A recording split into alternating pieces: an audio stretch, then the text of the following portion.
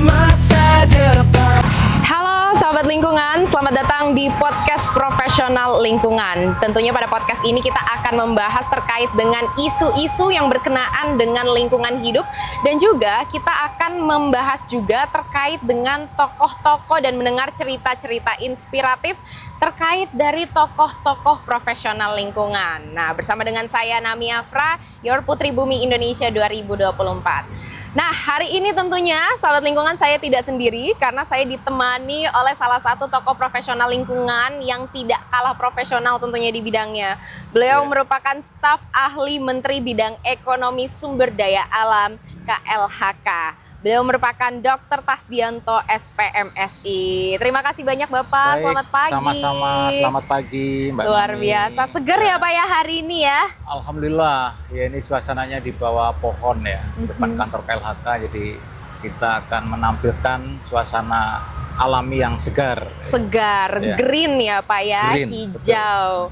Nah, kalau boleh tahu nih ya Pak ya, setelah kemarin terakhir kita bertemu di Festival Like, hari ini bagaimana sih Pak perasaannya kita bisa ketemu kembali? Udah siap belum nih saya tanya-tanya?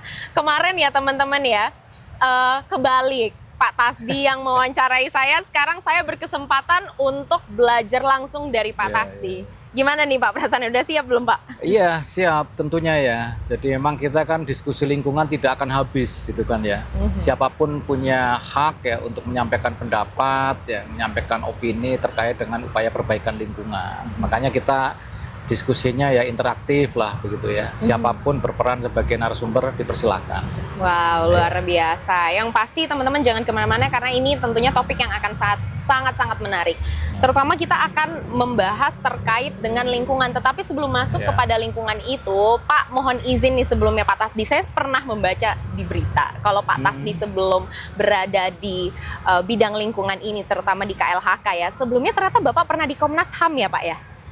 Iya, Mbak Nami ya. Jadi memang kalau saya kan pegawai negeri sipil organik di Kementerian Lingkungan Hidup dulu sebelum bergabung dengan Kementerian Kehutanan. Nah, kemudian berkesempatan untuk mengabdi di instansi lain ya, yaitu di Komisi Nasional Hak Asasi Manusia. Kebetulan waktu itu ada seleksi terbuka dan saya ikut ya, alhamdulillah diberi amanah sebagai Sekretaris Jenderal di sana. Nah, ini sebenarnya tugas yang spesifik ya. Kalau Sekretaris Jenderal itu kan tugasnya mengurusi orang, barang, dan uang. Kurang lebih begitulah. Jadi kita mengelola kelembagaan ya terkait dengan sumber daya manusianya, nanti pembiayaannya, dan juga termasuk infrastruktur kantor, infrastruktur yang untuk mendukung pekerjaan dan sebagainya. Tapi ini mengasihkan karena lembaga Komnas HAM itu kan lembaga independen ya, atau disebut sebagai kuasi lembaga ya, yang menjaga dan memajukan hak asasi manusia di Indonesia.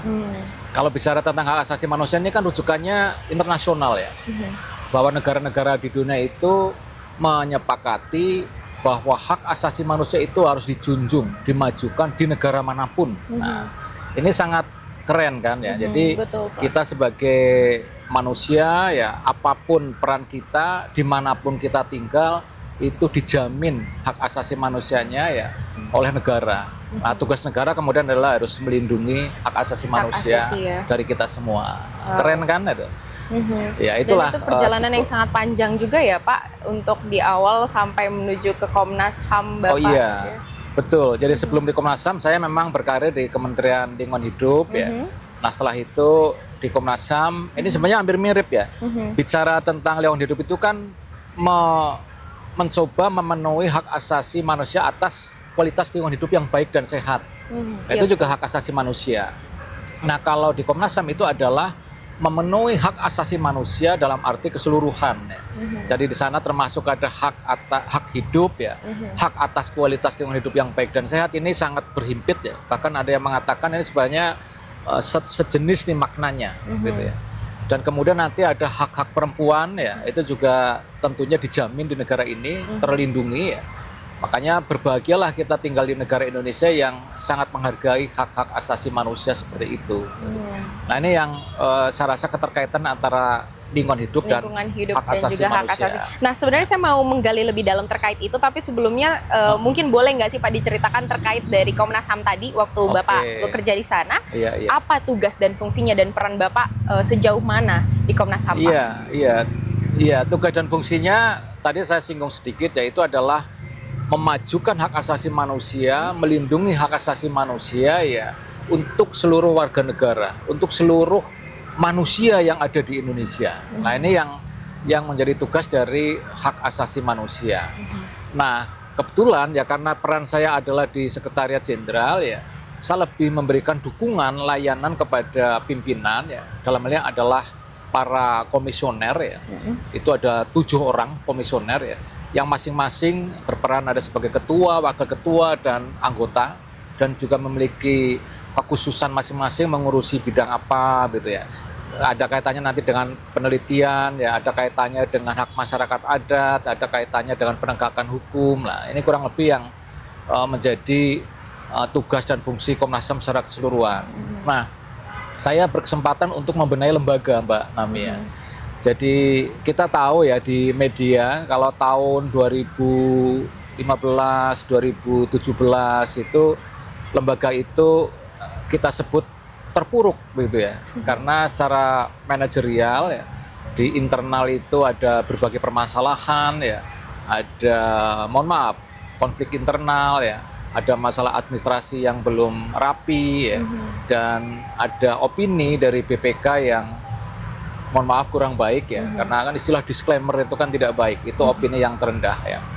Dan alhamdulillah saya dengan tim ya itu mencoba membenahi secara perlahan sehingga di tahun berikutnya ya 2018, 2019 ya kinerja kita secara kelembagaan itu sudah meningkat. Dan terkait dengan tadi pengelolaan anggaran ya, kita justru melompat dari kondisi tadi yang terburuk ya, disclaimer menjadi WTP, wajar tanpa pengecualian. Nah, saya rasa ini adalah catatan bagi Komnas HAM yang kemudian memiliki kinerja yang meningkat di era-era itu. Dan sampai sekarang itu Komnas HAM alhamdulillah sudah kinerjanya baik ya, pengelolaan anggarannya baik, SDM-nya juga sudah kita tambah ya.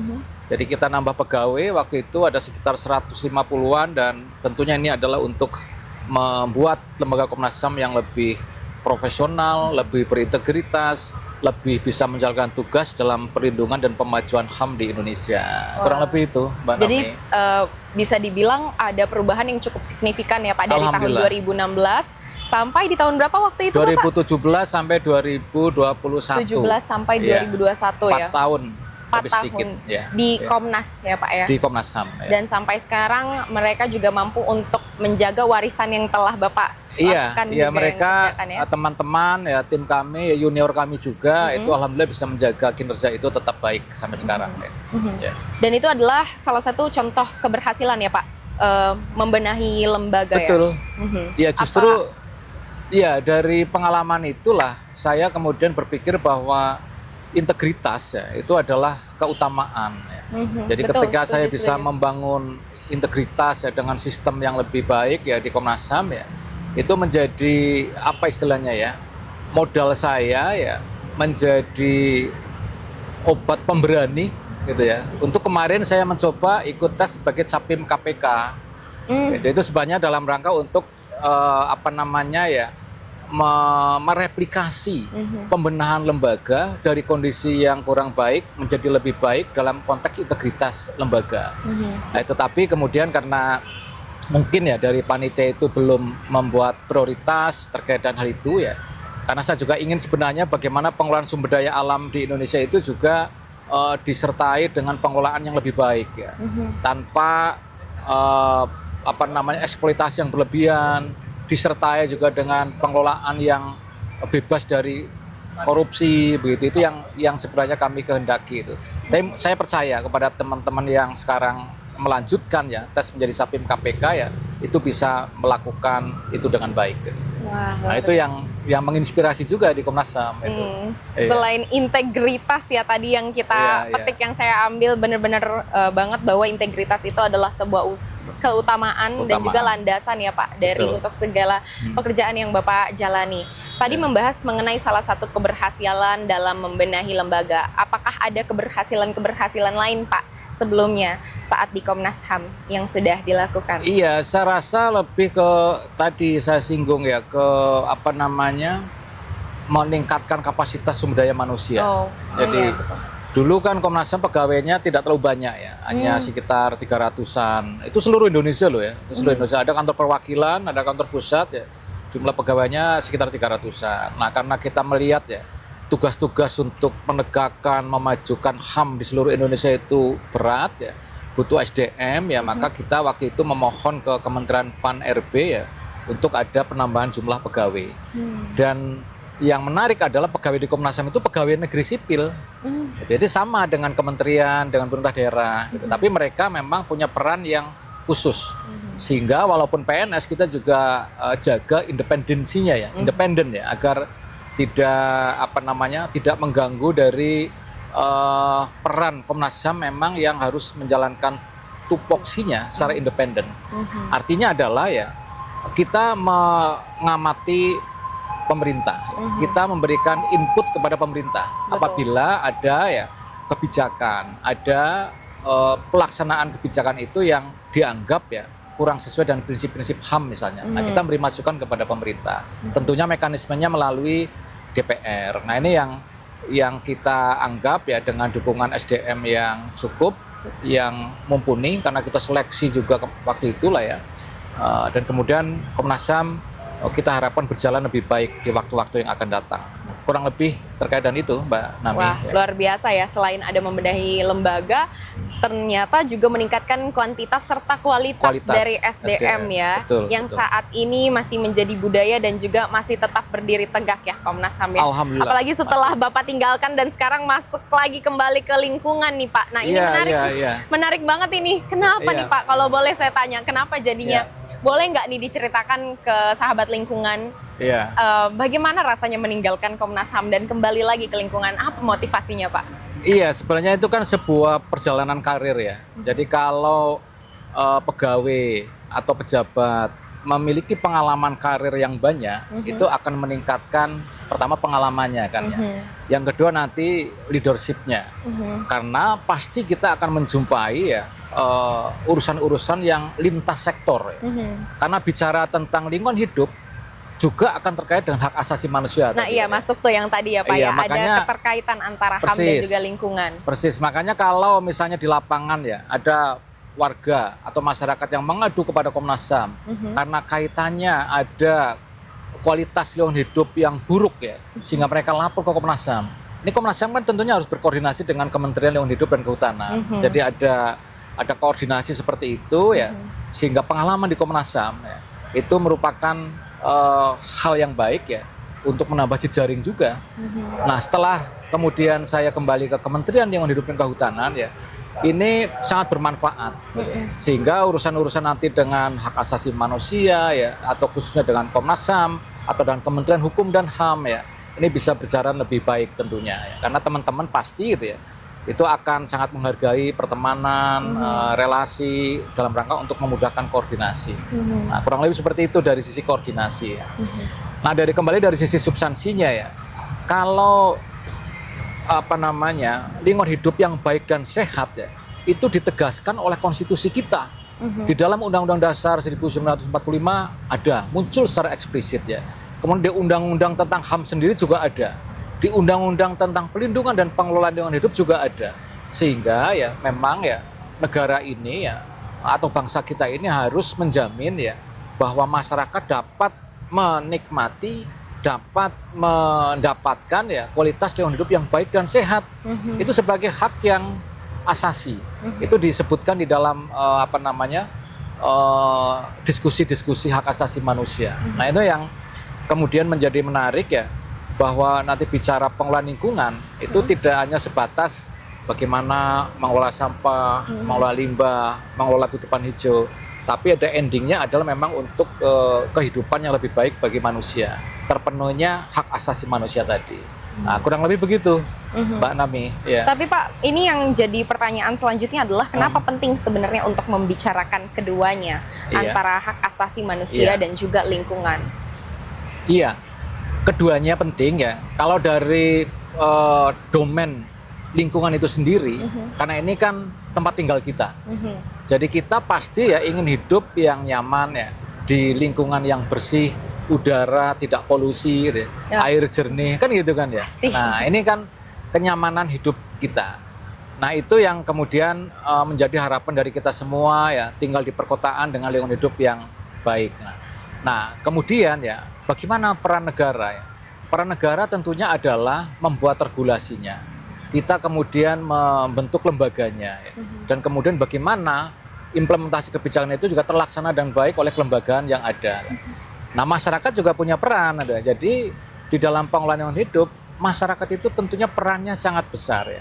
Bagaimana budaya kita ya terhadap kebersihan misalnya. Kita tidak boleh membuang sampah sembarangan. Gitu kan ya. Memotong pohon juga sembarangan, ya, liar atau di tempat secara justru liar, yang ya. dilindungi itu sangat dilarang. Nah ini masyarakat juga harus bisa memiliki perilaku secara kolektif yang ramah lingkungan.